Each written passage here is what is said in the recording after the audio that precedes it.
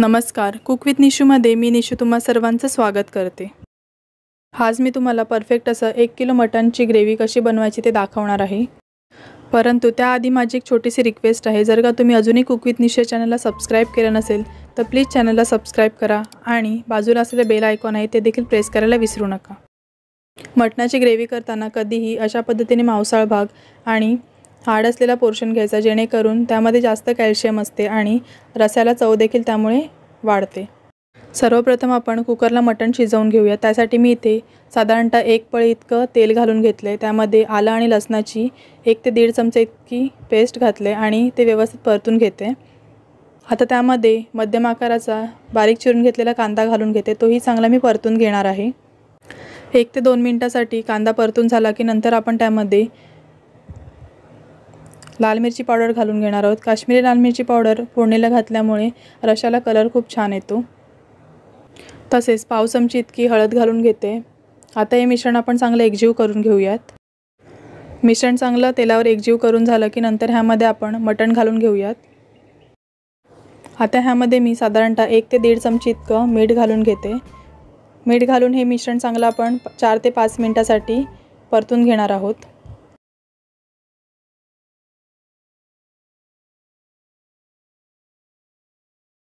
मटण चांगलं परतून झालं। आता ह्यामध्ये आपण 1 ते 1.5 ग्लास इतकं पाणी घालून घेऊयात आणि साधारणतः 3 शिट्या घ्यायच्या आणि नंतर 4 ते 5 मिनिटांसाठी एकदम मंद गॅसवर आपल्याला मटण शिजवून घ्यायचं आहे।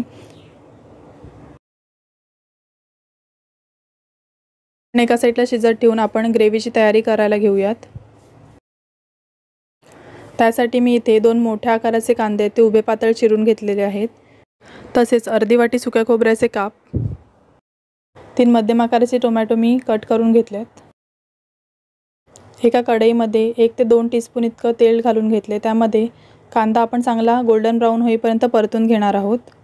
कांदा आहे तो व्यवस्थित आपल्याला परतून घ्यायचा आहे, जेणेकरून त्याचा गोडसरपणा असतो तो कमी होतो। कांदा चांगला गोल्डन ब्राऊन होत आला की नंतर आपण ह्यामध्ये टोमॅटो घालून तेही परतून घेणार आहोत। टोमॅटो सोबतच इथे मी 2 काळी मिरी, 3 लवंग, 1 चक्री फूल, 1 इंच दालचिनीचा तुकडा हेही घालून घेतले। तेही आपण चांगलं परतून घेऊयात। 2 ते 3 मिनिटं मिश्रण चांगलं परतून घ्यायचं आणि नंतर ते एका प्लेटमध्ये काढून थंड करून मगच हे आपल्याला वाटून घ्यायचं आहे। सुक्या खोबऱ्याचे काप आहेत ते देखील आपण तांबूस रंगापर्यंत भाजून घेऊयात। सुकं खोबरं पण छान भाजून झालं आहे। आता आपण हे काढून तेही थंड करून नंतर वाटून घेऊयात। तर ह्याच कढईमध्ये आपण 2 पळ्या तेल घालून घेऊयात आणि त्यामध्ये 2 ते 3 तेजपत्त्याची पानं, 1 चमची आलं लसूणची पेस्ट घालून आपण चांगलं परतून घेऊयात। परतून झाल्यानंतर जे आपण कांदा, टोमॅटो आणि खोबऱ्याचं वाटण करून घेतले ते देखील ह्यामध्ये घालणार आहोत। वाटण आहे ते चांगलं परतून घ्यायचं आहे। लो टू मीडियम फ्लेमवर 4 ते 5 मिनिटांसाठी वाटण चांगलं परतून घेतले। आता आपण ह्यामध्ये सुके मसाले घालून घेऊयात।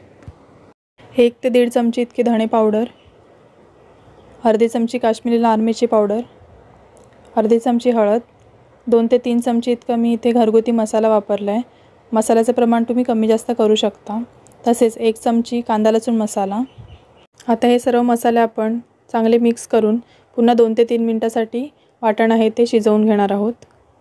तेलावर तुम्ही मसाला आणि वाटण आहे ते जितकं चांगलं शिजवून घेणार तितकीच त्या ग्रेव्हीची टेस्ट आहे ती वाढते। ग्रेव्ही आपली इथे ऑलमोस्ट शिजत आले, तिथपर्यंत आपण मटण शिजले की नाही ते देखील बघून घेऊयात। तुम्ही इथे बघू शकता किती छान तरी आले। आपण इथे काश्मीरी लाल मिरची पावडर फोडणीला घातल्यामुळे रस्याला खूप छान अशी तरी येते। मटण देखील इथे छान शिजलेलं आहे।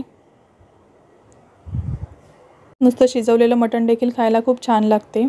आता हा जो रस्सा आहे तो आपण ह्या वाटणामध्ये घालून घेऊयात। आता ह्या वाटणाला आपण साधारणतः 1 ते 2 मिनिटांसाठी मंद गॅसवर उकळी काढून घेऊयात। वाटण आहे ते चांगलं शिजलं गेलं आहे। आता ह्यामध्ये मी साधारणतः 2 ते 3 मोठ्या आकाराची बटाटी अशा पद्धतीने कट करून घेतल्यात आणि ती घालून घेते। तुम्हाला जर बटाटी मटणमध्ये आवडत नसेल तर तुम्ही ती स्किप देखील करू शकता। आता झाकण ठेवून आपण ही बटाटी आहेत ती शिजून घेणार आहोत। शिजली की नंतर आपण त्यामध्ये जे शिजवलेलं मटण आहे ते देखील घालून घेऊयात।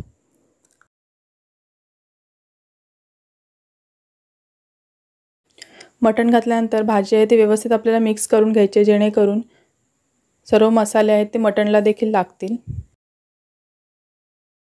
आता मी ह्यामध्ये आवश्यकतेनुसार पाणी घालून घेते. तुम्हाला ग्रेव्हीची कन्सिस्टन्सी कितपत हवी आहे त्यानुसार तुम्ही पाणी कमी जास्त करू शकता. तसेच या ठिकाणी मी अर्धे ते 1 टीस्पून इतकी कसुरी मेथी क्रश करून घातले. ही अगदी ऑप्शनल आहे. आता आपण झाकण ठेवून एक वाफ काढून घेऊया, जेणेकरून जे मसाले आहेत ते देखील त्या मटणाला प्रॉपरली लागतील आणि त्याचे फ्लेवर्स छान त्या मटणामध्ये उतरतील. भाजी पूर्ण शिजवून झाल्यानंतर मी त्याला थोडं थंड होऊ दिले आणि नंतरच तुम्हाला दाखवते. तुम्ही इथे बघू शकता मटणाला किती छान तरी आले. आपण फोडणीला जो काश्मीरी लाल मिरची पावडर घालतो त्यामुळे रस्स्याला खूप छान कलर येतो. एकदम परफेक्ट अशी मटणाची ग्रेव्ही तयार आहे. तुम्ही ही गरम गरम भाताबरोबर किंवा भाकरीबरोबर एन्जॉय करू शकता. एकदा नक्की रेसिपी ट्राय करा आणि रेसिपी आवडल्यास तुमच्या प्रतिक्रिया कमेंट बॉक्समध्ये कळवायला विसरू नका. Thanks for watching this video.